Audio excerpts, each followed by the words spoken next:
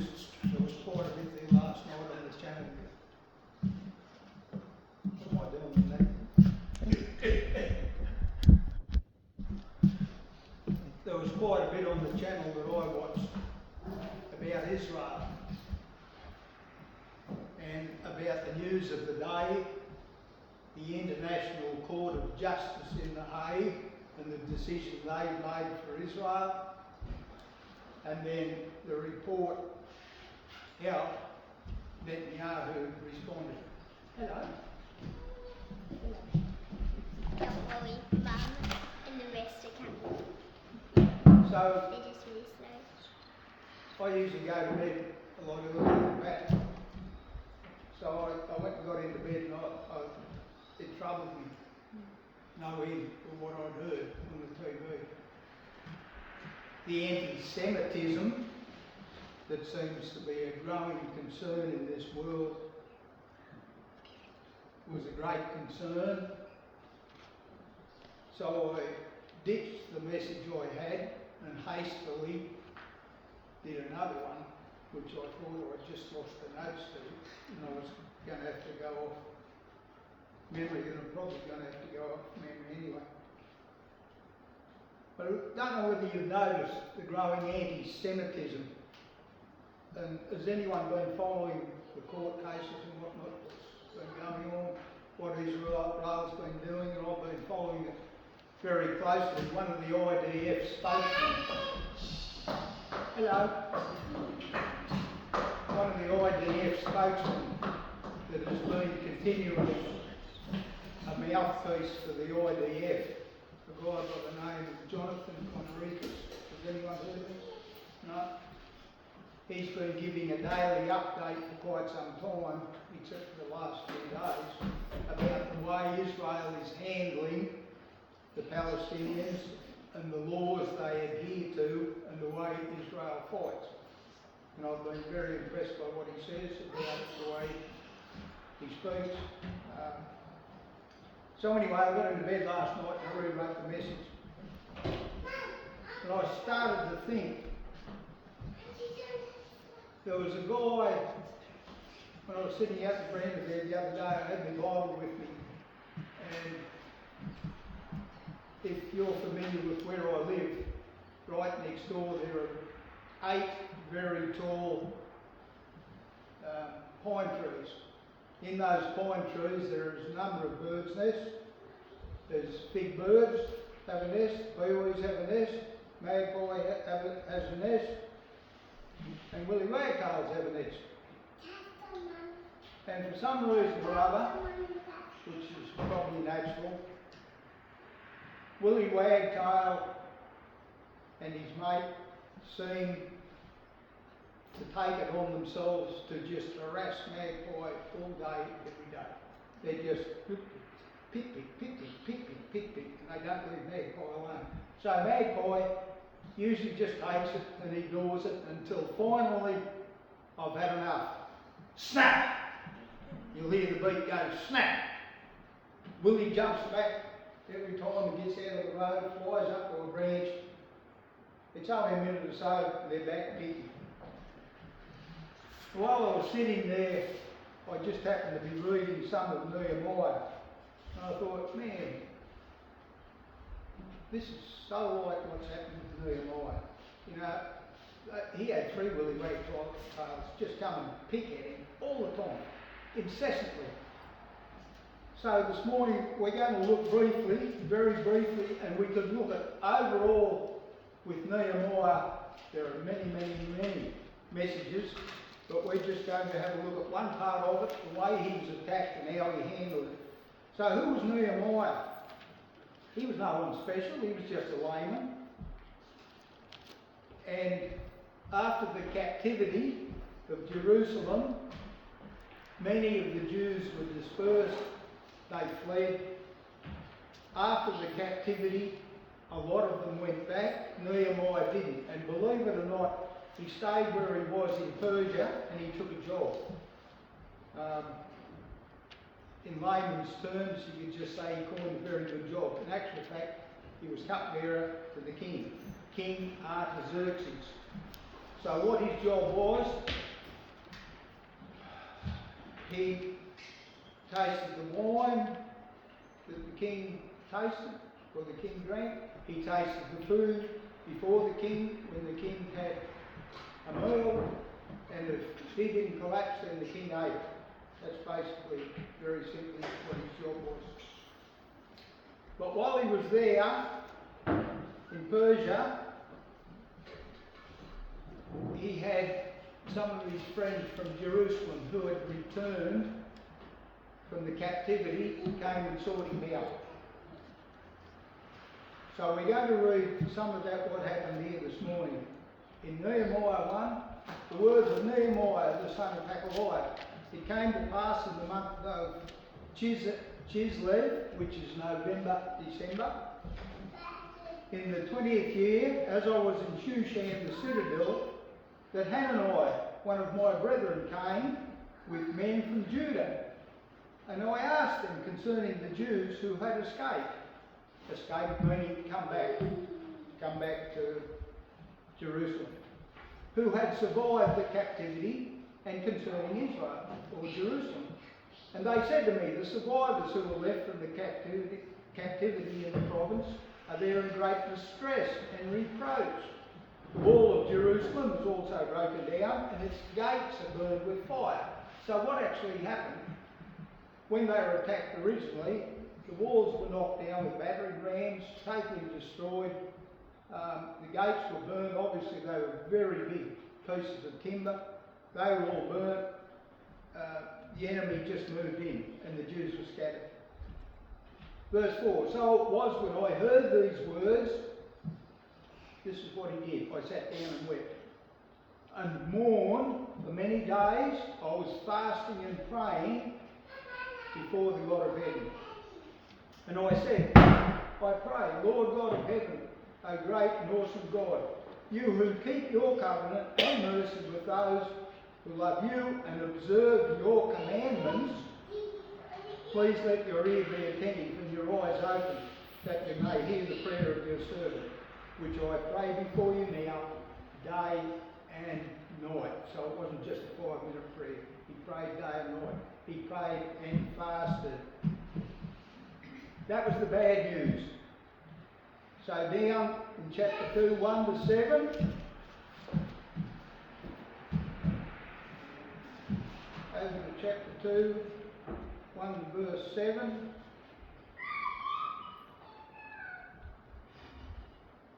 We get the king's permission for him to go.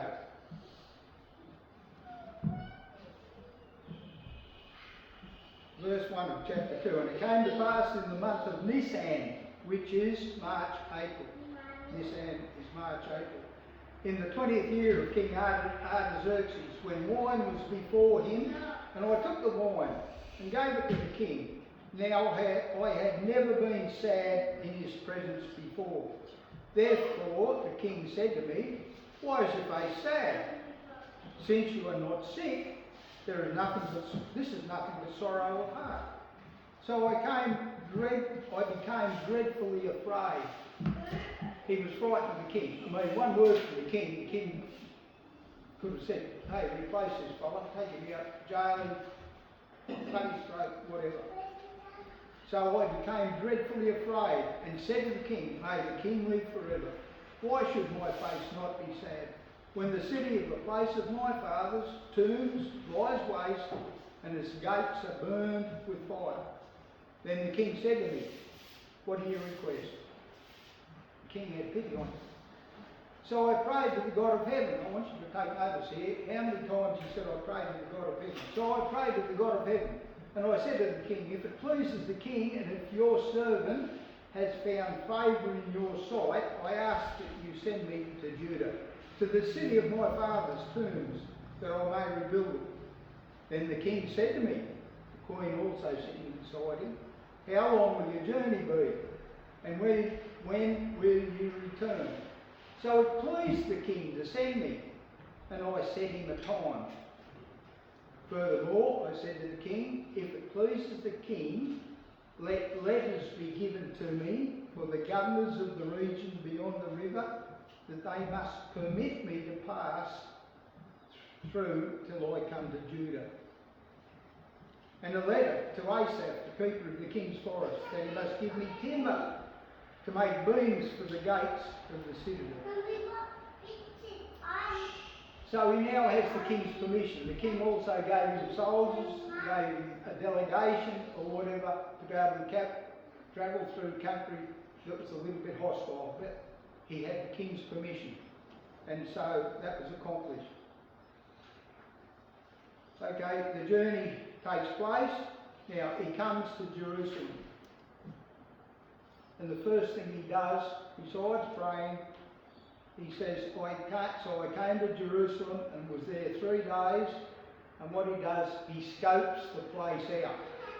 He looks at how bad things are. He goes and looks himself. Verse 12 of chapter 2 says, then I arose in the night, I and a few men with me. I told no one what my God had put in my heart to do at Jerusalem. Nor was there any animal with me, except the one on which I rode. So he's obviously on a horse. And I went out by night, through the valley gate to the serpent well, and the refuse gate, and viewed the walls of Jerusalem, which were broken down, and its gates, which were burned with fire. Then I went on to the fountain gate and to the king's pool, but there was no room for the animal under me to pass. So I went up in the night by the valley and viewed the wall. Then I turned back and entered by the valley gate, and so I returned. And the officials did not know where I had gone or what I had done. I had not yet told the Jews, the priests, the nobles, the officials, or the others who did the work. Then I said to them, you see the distress that we're in, how Jerusalem lies waste, and its gates are burned with fire. Come and let us build the wall of Jerusalem, that we may no longer be a reproach. And I told them of the hand of my God, which had been good upon me, and also of the king's words that he had spoken to me. So they said, let us rise up and build. So what he's done, he's motivated the leaders, the priests, the leaders of Jerusalem, in turn motivating the people to the point where they have said, okay, let's get up and do something. Let's see if we can fix this. So what we've got here, firstly, is a leader. He's gone and motivated the people. A few weeks ago, maybe a fortnight ago, I listened to, and I can't think of his name, a guy with his cameras and crew went over and managed to get an interview with Benjamin Netanyahu in his office. And the report after the interview was, this man is definitely a leader. He made us very welcome. He was as busy as a blowfly in a butcher shop. The phone never stopped ringing, and yet he handled it with ease. He was giving commands and telling people what to do at the same time. But he said nothing hassled him, and yet he made us welcome, and he sat down with us and interviewed us. And he said, this man is a born leader. And I think of born leaders that we've had in this country in the past, the good leaders in wartime. I think of the Churchills in the past.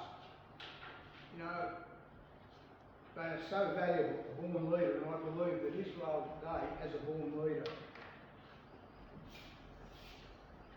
But here comes the Willy Wagtails.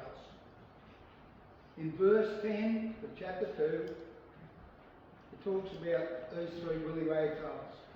Or one, or actually 2 of them in this verse. When Sanballat the Horonite and Tobiah the Ammonite official heard of it, they were deeply disturbed that a man had come to seek the well-being of the children of Israel.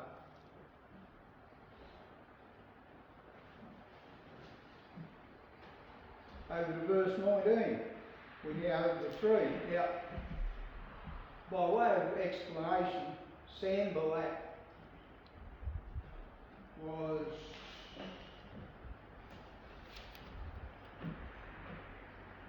he was a Moabite from Samaria. He was a leader, but of the enemy of Israel. Now Tobiah, the Ammonite, Tobiah was one of Sanballat's servants, but he seemed to have a great deal of power. If you like, he was like a barrister today. He was the one who wrote the letters. He was the one who quoted the law all the time. He was the brains, if you like, that tried to fool with Nehemiah's head.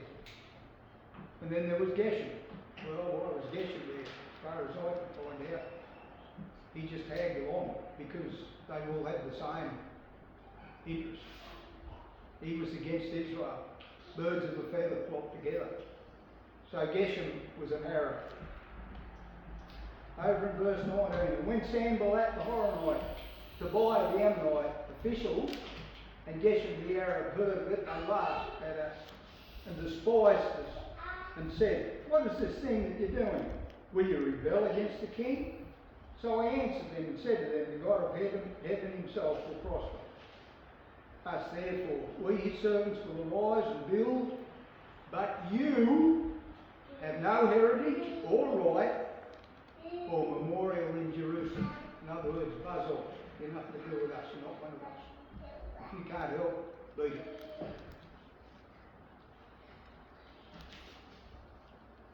What I want to just centralise on for a little bit is to see the attacks by these three.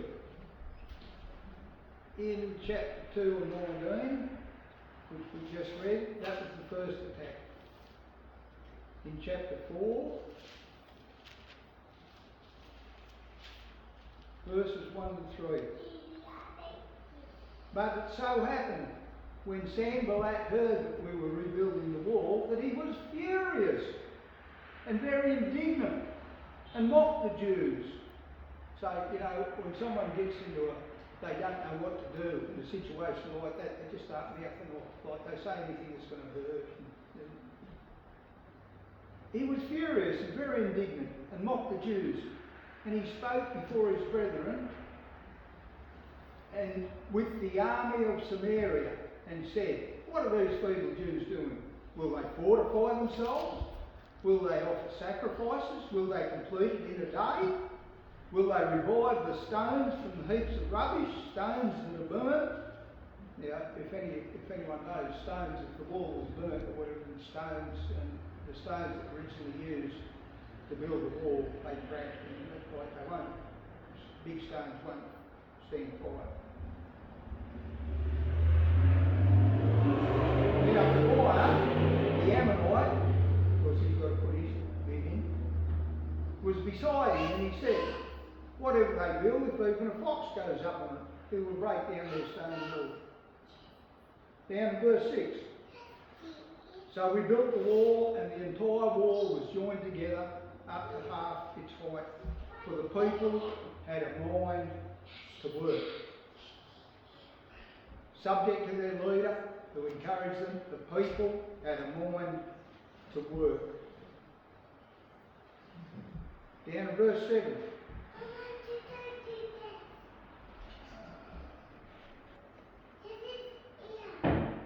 Now it happened when Sanballat, Tobiah, the Arabs and the Ammonites and the Ashdodites heard that the walls of Jerusalem were being restored and the gaps were beginning to be closed, that they became very angry. What it's talking about there, the gaps beginning to be closed. In chapter 3, virtually all of chapter 3 talks about who built what. And so virtually, if you had a residence near the wall and the wall was in front of your house, you were required to build that part of the wall. And each house or each residence was the same, so that the wall had gaps in it, and so the gaps were slowly closed up. That's what it's talking about.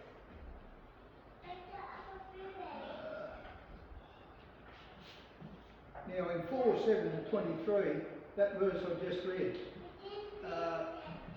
back in 4:1. And he spoke before his brethren, and this is Sanballat,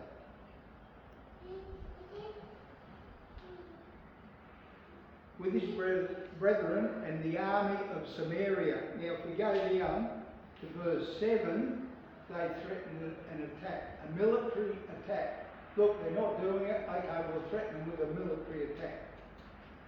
In verse 8, and all them conspired together to come and attack Jerusalem and create confusion. So what did they do? Nehemiah called them to, nevertheless, we made prayer to our God. And because of them, we set a watch against them day and night.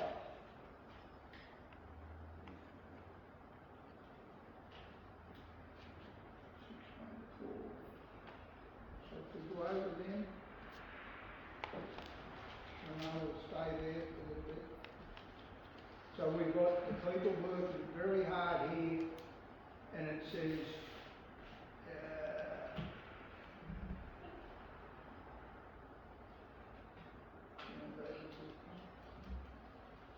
in verse 12, so it was when the Jews who dwelt near them came that they told us 10 times, from whatever place you turn, they will be upon us. Therefore, I positioned men behind the lower parts of the wall at the openings, and I set the people according to their families, with their swords, their spears and their bows.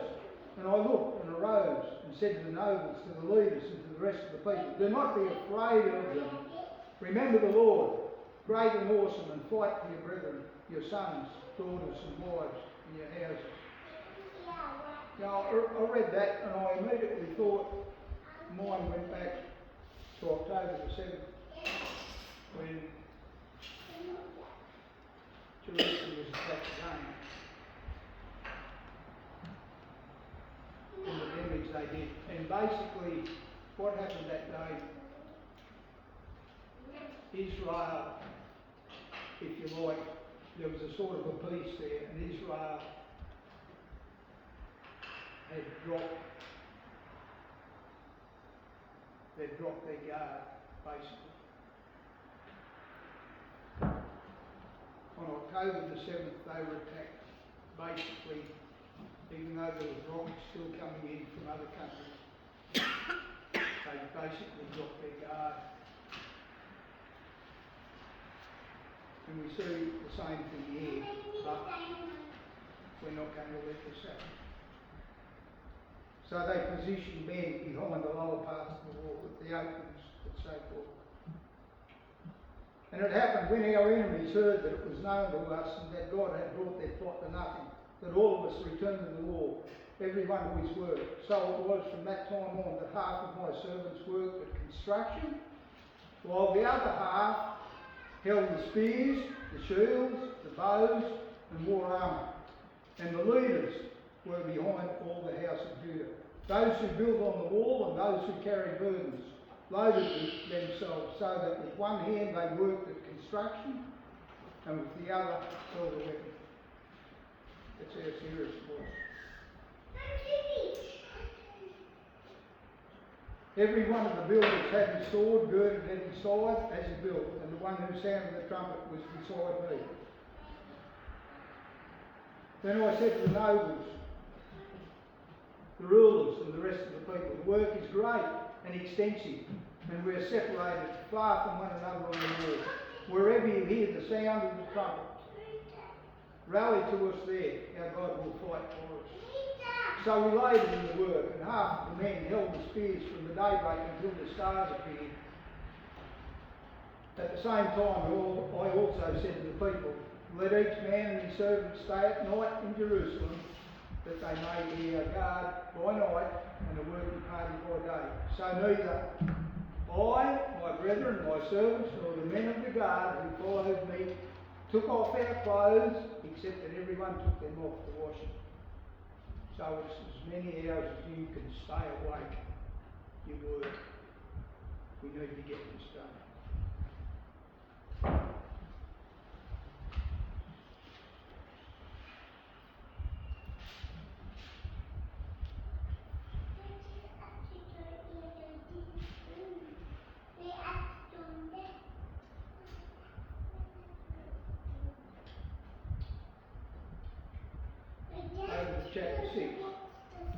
this is a puzzling passage.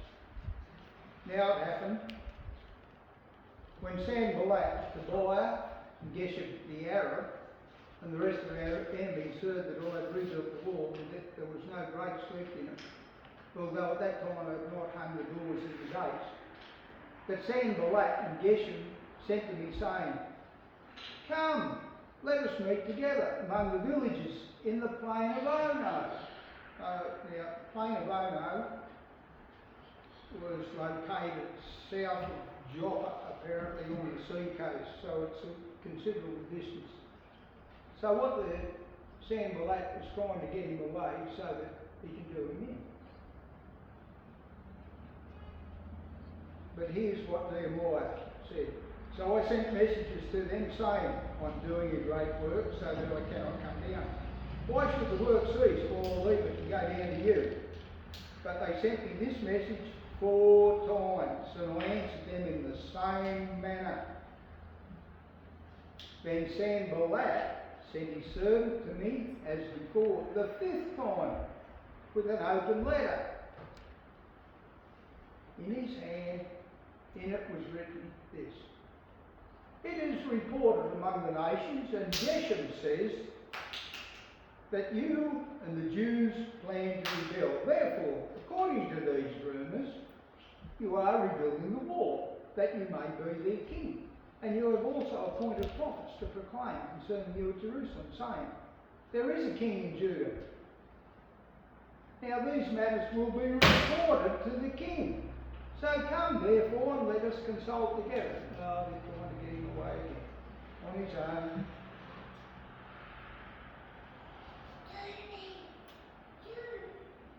Then I sent to him, saying, No such things as you say are being done, but you invent them in your own heart. For they were all trying to make us afraid, saying your hands will be weakened by the work and it will not be done. And then he prays again, Now therefore, O God, strengthen my hands.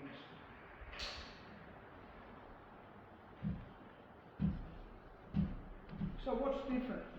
What's different about them and today? You know, I mean, there's a parallel with what's going on with Israel today. What's different? The time, people, the same thing, the same enemy. Satan hates the Jews. Jesus Christ was a Jew. If you love Jesus Christ, you will have trouble in this world.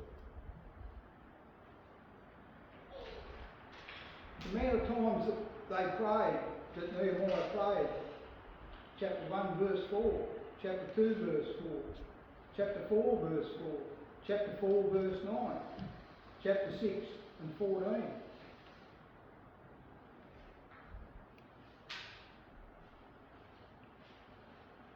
But if we go over to chapter 6 and verse 15,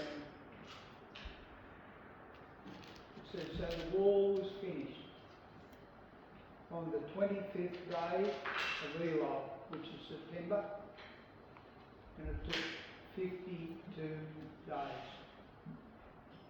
Why? God bless them, and the people had a mind to work. And when it happened, when all our enemies heard of it, and all the nations around us saw these things, they were very disheartened in their own lives, for they perceived that this work was done by our God. Interesting, down in verse 19, it says, Tobiah sent letters to frighten you. Tobiah sent letters to frighten you. Tried to trick him again. Tried to trick him again, but it didn't work. So what's different about this man? Well, he paid a lot, and he was a born leader. He was a nobody, he was just a layman. And I look back over the years and I think of pastors or whatever, who were just simply laymen, never went to college, and were outstanding leaders in what they did. And we just lost one here just a couple of months ago. Old Roy Waters, you know, and most of you probably didn't know him. He come to church there a few times down at Swan Creek. Roy was just a country boy, a farm boy from Armadale, that God called and used mightily in his life. At one stage of our lives, we were in big trouble, and Roy was over in Lismore, and he didn't even know us, and he came over and ministered to us for a number of years. We lost him this year. He just made 91, and he was still preaching, still at his church down south. I appreciate men like that, and I see the same qualities here in Roy as I see in Nehemiah. I see the same qualities by what I hear with Benjamin Netanyahu over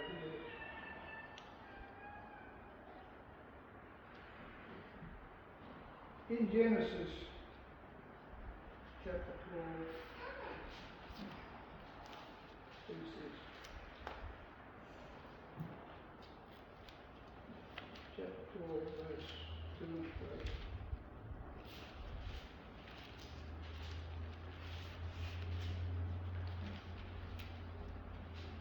Genesis 12, verse talking about Israel, says, I will make you a great nation. I will bless you. Verse 3. Finish your chapter, verse 2. And make your name great, and you shall be a blessing. Verse 3. I will bless those who bless you, and I will curse him who curses you.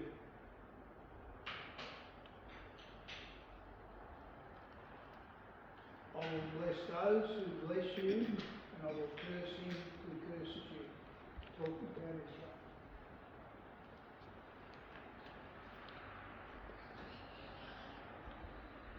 Do you pray for Israel?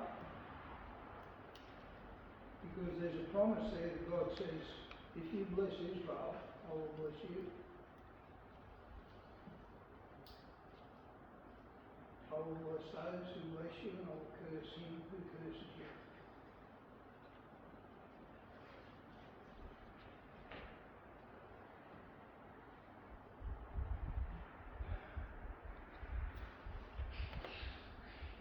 One Thessalonians 5,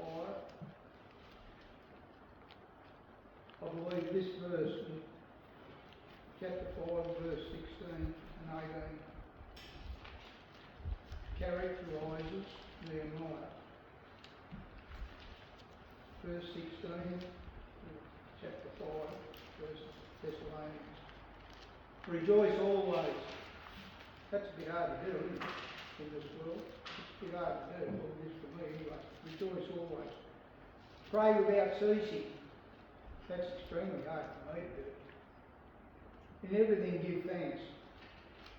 In everything give thanks. When things don't go right, not really easy to give thanks. For this is the will of God in Christ Jesus for you. Pray without ceasing. You know, times things go wrong. No, I'm talking about for me here. Maybe you're the same, maybe you've learned to do things better. What's the first port of call when something goes wrong? Is it prayer? Or is it the last port of call? Oh, I can't find my phone. No. Till when you finish, you can't find it. Lord, where'd I put the phone? And right now, there was one situation come to mind, which I'll talk about many years ago, when I was still full-time beekeeping. I brought a load of bees down. It was a hasty decision that I'd made. Left late, went without a torch. So, a black night, no moon, and I was in the hills out the front of where I live now, out from Chicago. And no torch. I don't need a torch. I never used to need a light or whatever to unload a load of bees, even though I couldn't see what I was doing. I just knew where everything was and knew how to unload. And total blackness, couldn't see anything. And there was only a few weeks before I just got a set of glasses. I paid big money for this set of glasses. And as I walked round the back of the truck, there was a branch of a tree. And it hit me in the face, took my glasses off, and I heard my glasses land, which I thought was probably 7 or 8 metres away. They just went through the air. Oh, my goodness, where are they? Now, it was where I was going, but where I thought those glasses had landed. I thought, if I walk over there, I'm going to walk on. I know, I'll ring my wife. It's only 3 o'clock, 3 a.m. So I got the phone, and I couldn't see the phone because I didn't have glasses. Couldn't see the screen.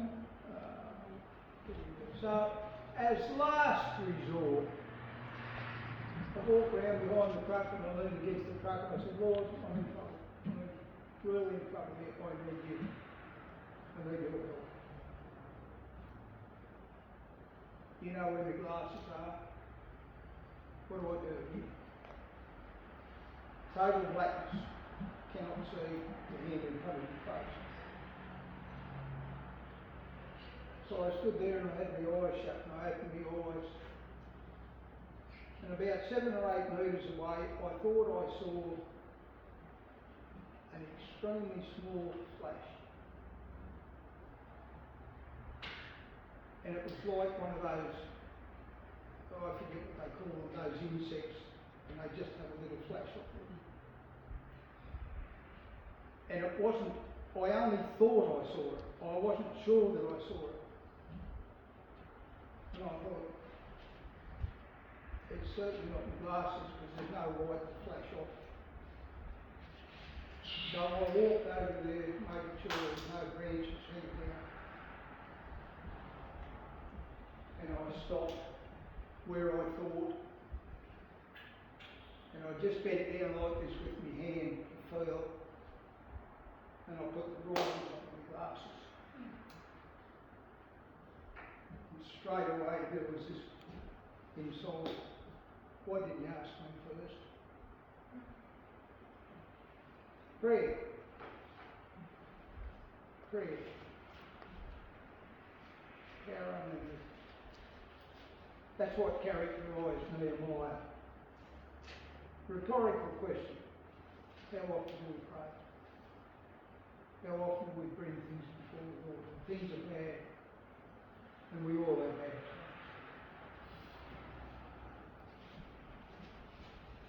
How often do we pray? Do we pray for Israel? Oh, bless those that bless Israel, and oh, curse those that curse Israel.